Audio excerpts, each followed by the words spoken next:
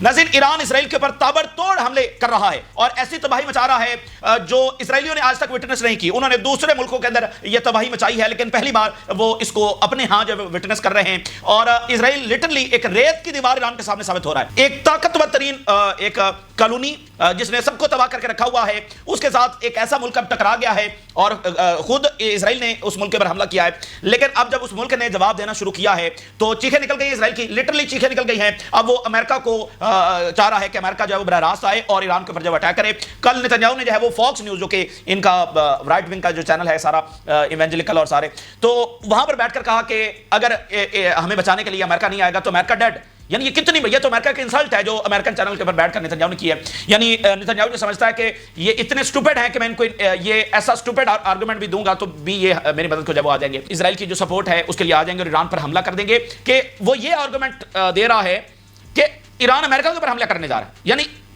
भाई ईरान जो है वो भी तो इसराइल के साथ लड़ रहा है ना, और डिबेट ये रही है कि पता नहीं ईरान इसराइल के साथ भी लड़ सकता है या नहीं। और वो अमेरिकन के सामने ये आर्गुमेंट रख रहा है कि ईरान जब वो अमेरिका के ऊपर हमला कर देगा। तो बहरहाल इसराइल उन्हीं का प्रोजेक्ट है और इसलिए उन्होंने हर वक्त इसको हर टाइम जब वो शेल्टर किया है, इसको शील्ड किया है, तभी तो ये इतने क्राइम्स है वो बहरहाल करता आया है। तो बात यह है कि अमेरिका अगले घंटों में हमला कर सकता है, इसके पूरे खदशात मौजूद है। ईरान भी उसके लिए तैयार है। ईरान कहां पर कैसे अटैक करेगा, उसके पास क्या सरप्राइज कार्ड्स मौजूद हैं, वो भी आपके सामने रखेंगे। लेकिन ये बात भी साथ सामने आ रही है कि ईरान के न्यूक्लियर प्रोग्राम को तबाह करना ये अमेरिका के लिए, अगर वो अमेरिका भी आकर बमबारी करता है तो उसके लिए बड़ा मुश्किल होने वाला है।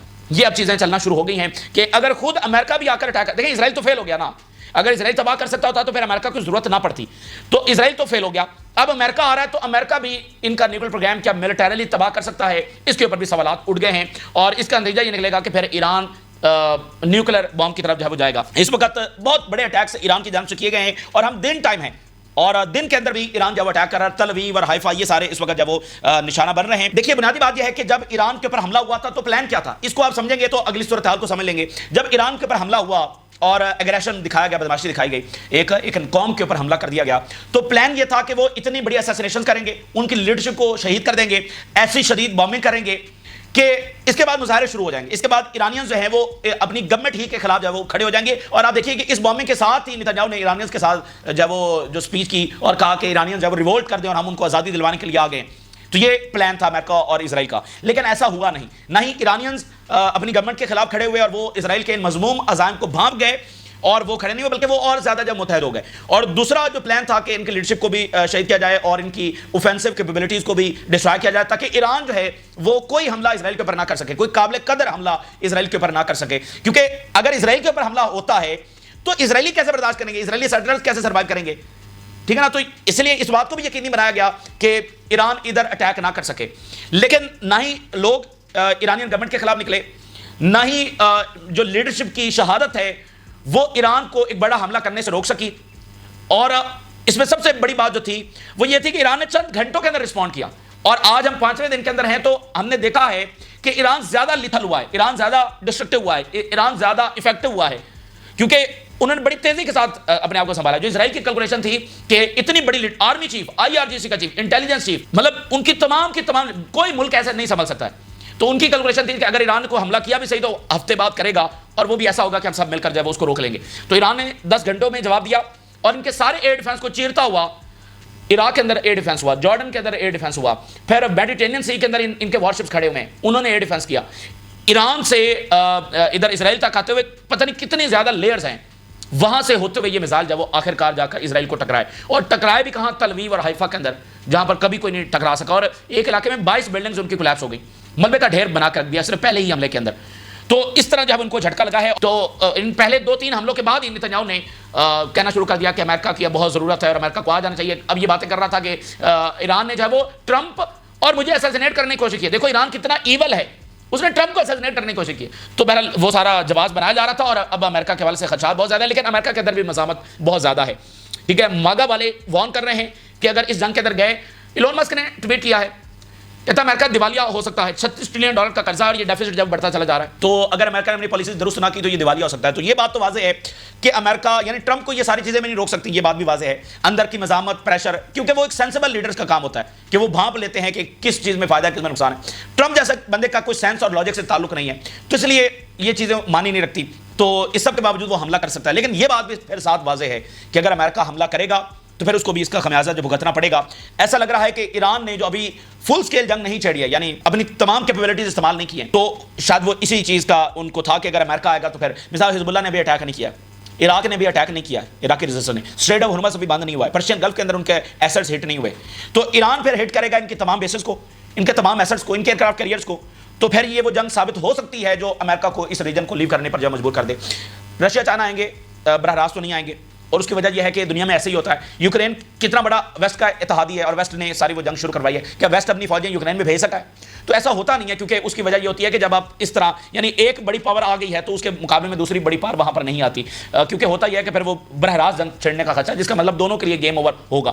تو امریکہ اور چائنا ظاہری بات ہے کہ براہ راست تو نہیں آئیں گے, لیکن وہ اپنی سپورٹ کھل کر جو ہے وہ شو کر چکے ہیں, اور چینی طیارے اس وقت ایران میں لینڈ ہو رہے ہیں, نارتھ کوریا سے شپمنٹ آ رہی ہے, رشیا سے آ رہی ہے, اور جو ارد گرد کے ممالک ہیں وہ بھی فیصلہ کر رہے ہیں کہ انہوں نے کیا کرنا ہے. لیکن اس جنگ میں جو سب سے امپورٹنٹ بات ہے جو ایران کو ایڈوانٹیج حاصل ہوا ہے, یعنی ایک طرف اوفینسو کیپیبلٹیز اور یہ سارا بہت اس نے ایڈوانٹیج ان کو ہے, لیکن اس کے ساتھ ساتھ جو لیجیٹیمیسی نہیں ہے اس وقت, یعنی وہ یونیلیٹرلی اپنی طاقت کے بلبوتے کے اوپر سارا کچھ کر رہے ہیں, ٹھیک ہے. تو یہ ایران کو سب سے بڑا ایڈوانٹیج ہے کہ دنیا ایران کے موقف کو سمجھ رہی ہے.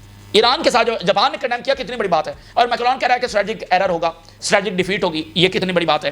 اور ساتھ ایران جب وہ حملے جاری رکھے ہوئے, ادھر سے یہ خبریں آ رہی ہیں کہ امریکہ اور ٹرمپ دھمکیاں لگا رہا ہے کہ تہران ایویکویٹ کرو اور فلانا کرو. دیکھیں نا, ایک کیوس بھی تو پھیلانے کی کوشش کی جا رہی ہے کہ تہران جب وہ وہاں سے لوگ بھاگنا شروع کر دیں, اور دیکھیں نا ایک ملک کو تباہ کرنے کی کتنی مضموم کوشش جب اس وقت کی جا رہی ہے. تو اس سب کے باوجود ایران اپنی اسٹریٹجی کے مطابق حملے کر رہا ہے. ابھی انہوں نے بڑے حملے کیے ہیں, کروز میزائل ان کی جانب سے جب استعمال کیے گئے ہیں. اب وہ دن اور رات والا معاملہ ختم ہو گیا ہے, اور اس کی وجہ یہ ہے کہ ایران نے اپنے آپ کو مزید سنبھالا ہے. اسرائیلی media reports the possibility of settlers trapped under the rubble of building bound by Iran in greater Tel Aviv area.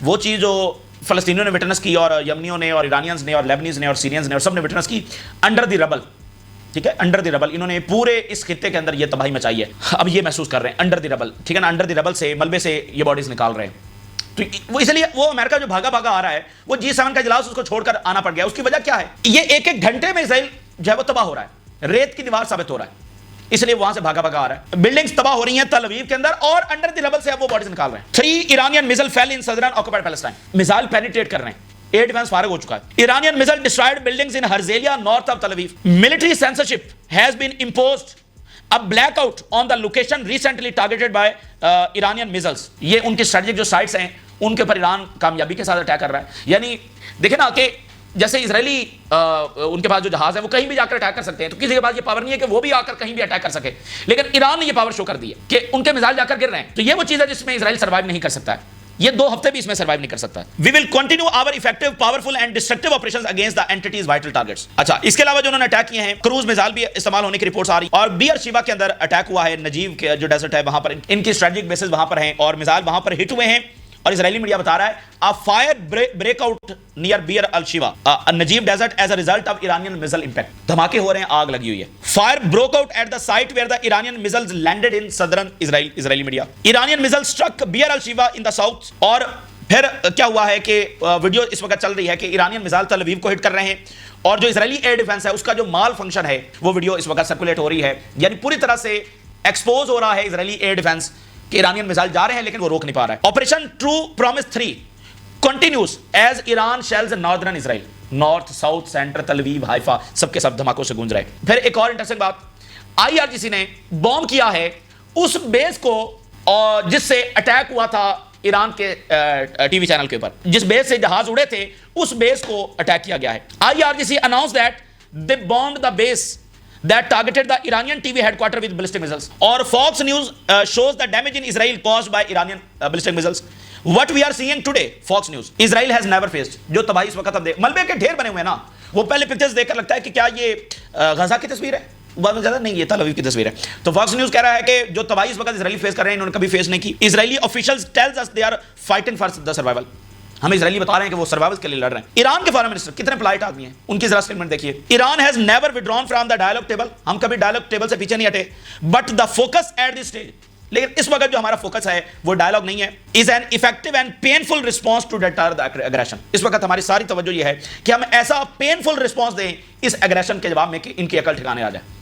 مذاکرات جو کرنے تھے وہ ہو گئے, ہمیں پتہ چل گیا کہ یہ کتنے مذاکرات چاہتے ہیں. اس وقت ہمارا فوکس یہ ہے کہ ایسا پینفل ان کو جواب دیں کہ ان کی عقل ٹھکانے آ جائے. اس کے علاوہ اسرائیلی میڈیا بتا رہا ہے کہ ایران نے تازہ ترین حملے کے اندر کروز میزائل بھی استعمال کیے ہیں، جس سے یہ ہوا ایک نئی چیز ہوئی، وہ جو سائرنز ہیں وہ اس وقت ساؤنڈ کیے جب میزائل بالکل قریب آ گئے، ان کو 1 آدھ منٹ کا ہی ٹائم مل سکا۔ تو اسرائیل کے اندر تشویش اور زیادہ بڑی ہے کہ ایرانی میزائل آئے ہیں اور وہ بس 1 منٹ ان کے پاس تھا کہ وہ شیلٹر تک پہنچ۔ 1 منٹ کیا ہوتا ہے؟ تو وہ بتا رہے ہیں کہ انویسٹیگیٹ کیا جا رہا ہے کہ کیا یہ کروز میزائل استعمال ہوئے ہیں۔ اسرائیلی میڈیا کی ذرا ایک ہیڈ لائن دیکھیے، اسرائیلی ملٹری کمانڈ ٹیلز اسرائیلی سیٹلرز، اسرائیلی جو ملٹری، اب دیکھ رہے پینک ہے، خوف ہے اسرائیلی سیٹلرز کے اندر، کیونکہ ان کو اس چیز کی عادت نہیں ہے کہ غزہ میں بمباری ہوگی تو اس کا نتیجہ یہ ہوگا کہ اسرائیل میں بمباری ہوگی، یمن پر بمباری ہوگی تو اس کا نتیجہ یہ نکلے گا کہ اسرائیل میں بھی آ کر میزائل ٹکرائیں گے۔ یہ تو انہوں نے کبھی، اس لیے تو ان کو جنگوں سے فرق نہیں پڑتا، چاہے لیبنان پر بمباری ہو رہی ہے، شام پر ہو رہی ہے۔ اب وہ پوچھ رہے ہیں کہ بھئی یہ کیا ہو رہا ہے، کیونکہ اسرائیلی سیٹلر ایسے رہ نہیں سکتے، تو ان کو بتایا جا رہا ہے کہ the defence against Iranian missile is not hermetic. Hermetic ایک ٹرمینالوجی بھی ہے، اس کا مطلب آپ یہ سمجھیے کہ ہمارا ایئر ڈیفینس کو 100% کام نہیں کر سکتا، ہمارا ایئر ڈیفینس مکمل طور پر اتنا نہیں ہے اب ایرانین میزائل کے سامنے کہ وہ ٹک سکے۔ حالانکہ یہ تو سمجھتے ہیں نا کہ ان کا ایئر ڈیفینس ایسے ایک شیلڈ ہے جس میں کوئی پینیٹریٹ ہی نہیں کر سکتا، تو یہ شکست ہو گئی ہے اس وقت اسرائیل کو، اور بڑی تباہی، بڑی کیجوالٹیز وہاں پر ہو رہی ہیں، اور اب امریکہ جو ہے وہ کہہ رہا ہے کہ ہم آ رہے ہیں۔ اچھا، اب بات یہ ہے کہ امریکہ کے خلاف ایران کیا کر سکتا ہے، اس کے پاس کتنے میزائل ہیں۔ دیکھیں یہاں پر جنگ تو یہ تھوڑی ہوگا کہ ایران کو مین لینڈ کو ہٹ کرنے جا رہا ہے، امریکہ تو پھر جو مڈل ایسٹ کے اندر امریکہ موجود ہے اسی سے لڑا جائے گا نا بھائی، وہاں تو جا کر نہیں نا لڑا جا سکتا، تو یہیں پر امریکہ سے لڑا جائے گا۔ تو یہاں پر ان کی بیسز ہیں، یہاں پر ان کے ایئر کرافٹ کیریئرز ہیں، باقی ایسٹس ہیں، نیوی کا ایسٹس ہے، انفراسٹرکچر ہے، تو کیا ایران کے پاس اتنے میزائل ہیں کہ وہ ان کے ساتھ لڑ لیں گے؟ Iran has far more missiles than estimated in the thousands.